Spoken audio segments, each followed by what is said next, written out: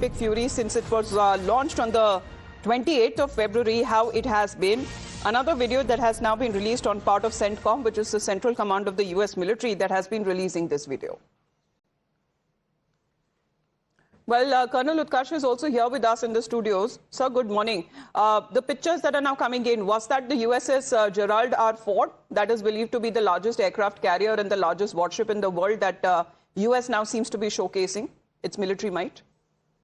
Yes, now Amitabh, another aircraft carrier has come to Mediterranean, that is the USS Bush. So there are two aircraft carriers in the Mediterranean supporting this operation, and one is already in the Arabian Sea, which is Abraham Lincoln. So there are three aircraft carriers opposite Iran, which has got virtually non-existent navy. You can understand what kind of pressure is being brought on the on Iran for this operation. No, because the images that have been shared by the US fighter jets that seems to be taking off, and this is said to be the world's largest aircraft carrier that is now being used by the US military to strike targets in part of Iran. But is it to be believed, sir, as far as what President Trump says, which has been a complete wipeout of the Iranian Navy and the Air Force as well, because such statements that have been coming in saying that this is the might of the US that it has shown or showcased in the last 7 days? Absolutely. The capabilities of these aircraft carriers are tremendous. They have F-18 Hornets, and then you have F-35 Lightnings, you have Growlers.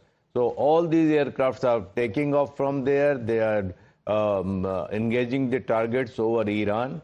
And their capabilities are superb. I mean, you have seen that from the same flotilla, they have torpedoed the Iris Dena.